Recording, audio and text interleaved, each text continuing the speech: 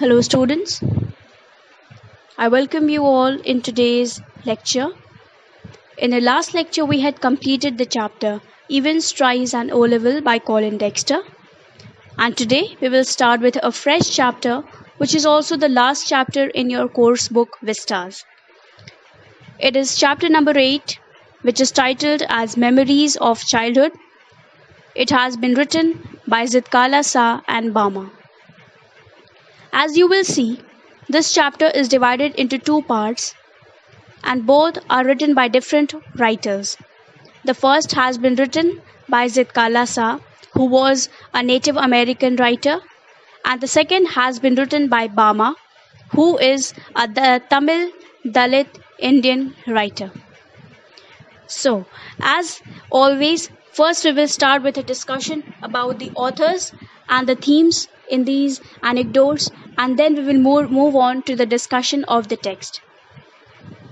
The first text, that is the first extract that has been taken from a larger text, is that which has been written by Zitkala Sa.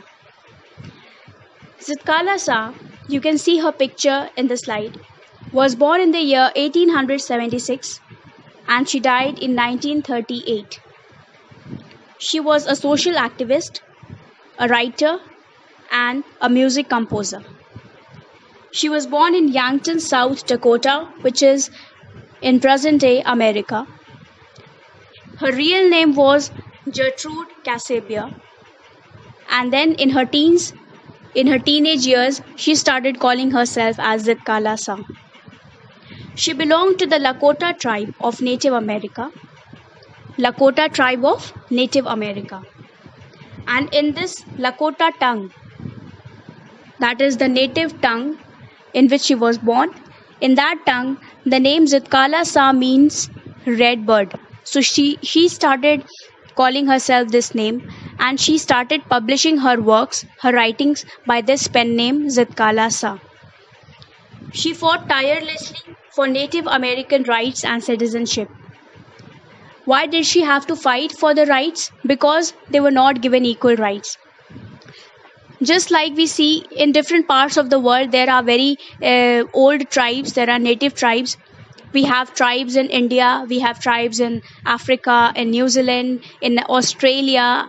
So there are tribes in almost all cultures of the world, and these tribes have been superseded, they have been dominated by the civilized people, and they have not been given equal rights since a very long time. These tribes also in India have not been given equal rights. India में हम देख रहे हैं कि बहुत सारे कोटाज हो गए हैं, बहुत सारे reservations हैं for the scheduled caste and scheduled tribe people, for those from the lower sections of the society that have been considered as lower sections. Why? Because उन लोगों के साथ बहुत जुल्म हुआ है, उन लोगों के साथ बहुत इनइक्वालिटी हुई है, उनको ना एजुकेशन सेक्टर में, ना जॉब सेक्टर में, किसी सेक्टर्स में भी उनको इक्वल राइट्स नहीं मिलते थे, जिसकी वजह से ये रिजर्वेशन सामने आया और अब उनके स्पेसिफिक सीट्स रिजर्व्ड होते हैं so that they get equal opportunities in both education and in society and in jobs and everything else. So you understand कि यही जो सिस्टम हमारी कंट्री में है, यही सिस्टम बाहर भी था. In fact all around the world the tribes were considered as primitive, they were considered as indigenous, they were considered as completely unsophisticated, and they were not even treated as human beings. उनको slaves बना के रखा जाता था, उनको even human beings के equal rights नहीं मिलते थे, the human rights that we call. Okay, so it is for these basic rights that Zitkala Sa started fighting when she faced different kind of experiences and they affected her a lot. उसी तरह का एक experience हम इस chapter में पढ़ेंगे in this memories of childhood, the first part that is cutting of my long hair. Okay, so we will read about her traumatic experience. Zitkala Sa arrived at the school White's Manual Labor Institute, and her arrival over there was traumatic, as I just told you. The children learned that everyone would get a haircut. In Dakota culture, the only people to get haircuts were cowards who had been captured by the enemy. It is this anecdote that we will study in this chapter. सो इस chapter में हम क्या पढ़ेंगे कि जब वो एक English medium school में उनको लेकर गए missionaries, just for your information, वो जहाँ रहती थी वहाँ पे सिर्फ ट्राइबल लोग रहते थे।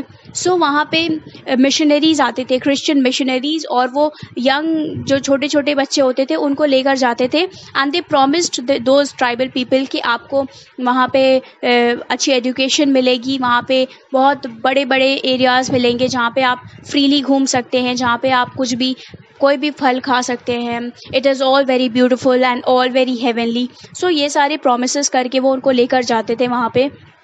And in these white schools they were given total complete training like that of a white person, a white child, और इनको पूरे dominant white culture सिखाए जाते थे, manners and traditions, and they were their minds were whitewashed in such a manner that they completely forgot all the values and all the morals of their own Native American culture. So this was something which was totally not bearable for the writer. उनको लगा कि उनका जो culture है वही उनके पूरे जो न्यू जनरेशन है उससे उस कल्चर को मिटाया जा रहा है because of the dominant American culture, dominant white culture. So she started fighting and she started rebelling against all these norms and against all these practices. And so she fought for this throughout her life, throughout her career.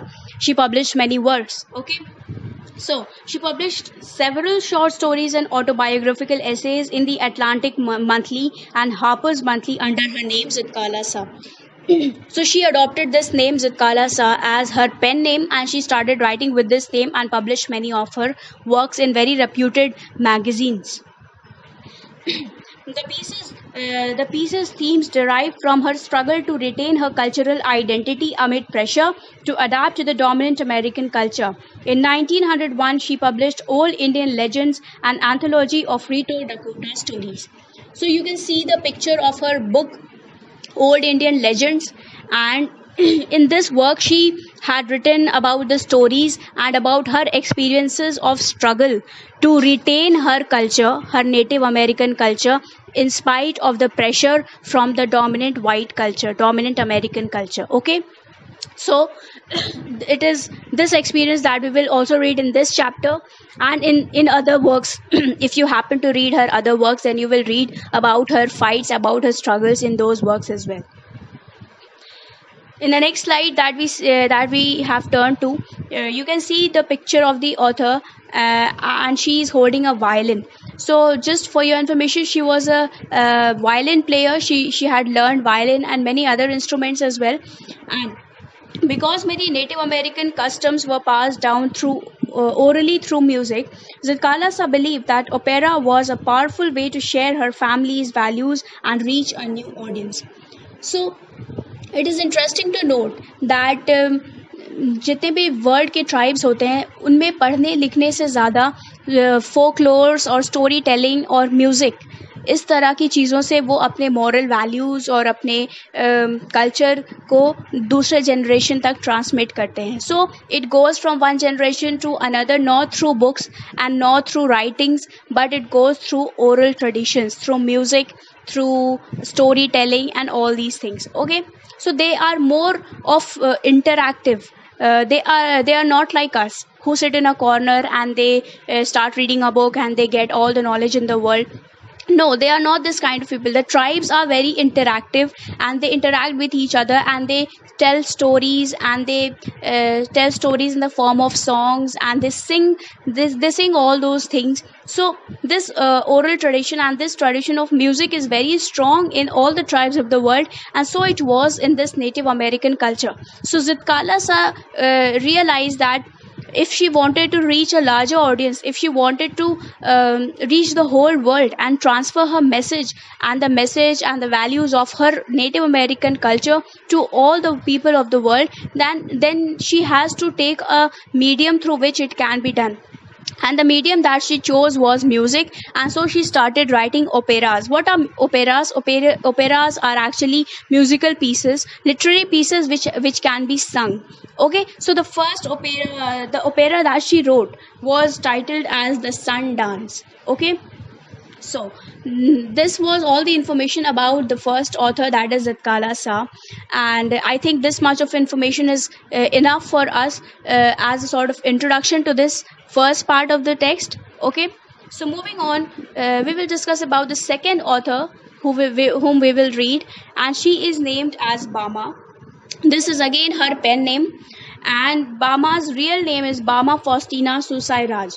She was born in the year 1958, and she is a contemporary, like she is a living Indian Tamil Dalit writer. Okay, so you all know that we all know about the Dalit community and how they also have been sidelined. जिस तरह से America में native Americans को sideline किया गया, उसी तरह से इंडिया में दलित कम्युनिटी को बहुत इनइक्वालिटी से ट्रीट किया गया. उनके ऊपर बहुत सारे डोमिनेंट कल्चर के प्रेशर्स थे और अभी भी है. Okay, so this Dalit community has struggled a lot, and so she belongs to this Dalit community, and she is also a feminist. Like, she also writes for the cause of women, because इन्होंने two-fold suffering इनको हुई. The first was because she was a Dalit, and the second was because she was a woman. So both of these things led to a life full of struggle for Bama, and so she has written all this down in her autobiographical works. So she rose to fame with her autobiographical novel Karuku in 1992. सो कारुके उनकी ये novel है जो उन्होंने 1992 में publish की, और इस novel में उन्होंने अपने ऑटोबायोग्राफिकल एक्सपीरियंसेस लिखे कि किस तरह से उनकी कम्युनिटी को और उनको इतने सारे स्ट्रगल्स फेस करने पड़े through centuries. Okay, the word karuku means is actually a leaf which has the edges which are shaped like double-edged swords. So it is a very significant title. It is the leaf is that somewhat like that of a rose plant leaf. Okay, and the sides of the leaf are very much edgy. They are very edgy, and they are shaped like double-edged swords. And very interestingly, the word karuku also means embryo or seed. So इस novel के जो नाम है, इसके दो fold meanings है, to fold meanings है. The first is that of a sword which can protect, which can kill, and which can protect. And the second meaning is that of an embryo or a seed which can give rise to something good, which can give rise to something new, which can cause a rebellion. Okay, so this is a very significant title that she has given to her autobiographical novel. So Karuku chronicles the joys and sorrows experienced by Dalit Christian women in Tamil Nadu. So Tamil Nadu is a state in India, and वहाँ पे किस तरह से दलित Christian women के साथ उनके साथ inequality हुई, उनको struggles face करने पड़े. So all that she has written in this work, that is Karuku. Subsequently, she wrote two more novels who were titled as Sangati and One Mom. So these are two other novels that she has written apart from Karuku. So you can see the picture of the writer. Bama, as I have already told you, she was born in 1958, and when she was born, her real name was Faustina Mary Fatima Rani. So this was her real name, and she was born in a Roman Catholic family in Madras. Okay, उस वक्त Madras state में she was born. Her ancestors were from the Dalit community, as we have already discussed, and they worked as agricultural laborers. In the farms of the zamindars. Okay, so जो rich लोग होते थे उनके farms में agricultural labourers के तौर पे इनके एंसेस्टर्स वर्क करते थे. So they did not own farms, but they worked on the farms and then they got those wages. So they had a very life full of struggle and a very difficult life, and this was also something that she suffered during her lifetime. So Bama's novel focuses on caste and gender discrimination.